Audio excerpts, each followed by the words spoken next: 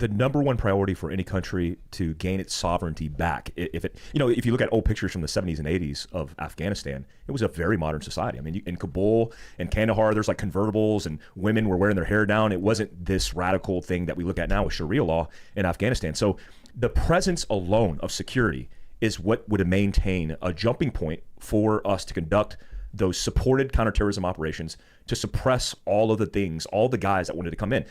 They just dropped the bomb on Zawahiri on his balcony, and supported by the Taliban in Afghanistan. Shredder it was called or whatever? Yeah, and it's like that was the win, because he was Osama bin Laden's 2IC. He was his second in charge. I sat on checkpoints in 2004 and 2005 trying to capture this guy, and he was everybody assumed he was dead. He shows up all of a sudden because he's celebrating his freedom, supported by the Taliban.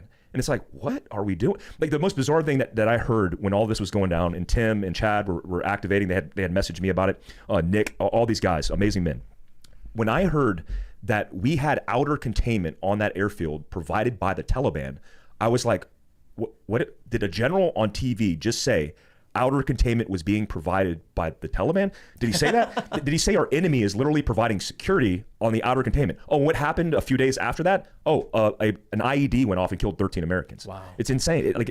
All we needed is to maintain the airfields, the bases, and then that would be enough to suppress the terrorism. Ian says it every single time that Biden surrendered it. Completely. Yeah. Completely surrendered. It gives me chills in a bad way, because we had all the opportunity there, and I got one of my guys out with Save Our Allies, who helped me, so thank you so much, Save Our Allies, who worked with me and American forces for decades, and we were willing to abandon him. His brother, who worked for us, was killed and executed by the Taliban.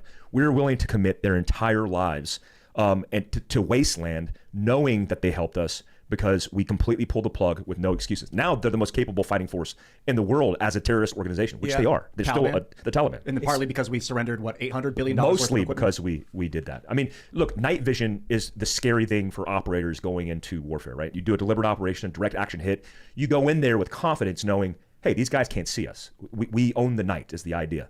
Now they have thermal, infrared, FLIR systems on pods to be able to track all of that, and that's scary for any friendly force that's going into harm's way. Part of me felt like it was punishment for the anti-interventionists, for the Trump supporters, because Donald Trump sets this time frame to exit Afghanistan, and then Joe Biden just, I assume it was intentionally screwed the whole thing up. Some speculation was that by screwing it up so bad, it would create a justification for a return, instead of just maintaining a security presence, or at least when Bagram was being abandoned, give a phone call to the security forces, be like, hey, you might want to go to the Air Force or the air base right now. Instead, looters showed up.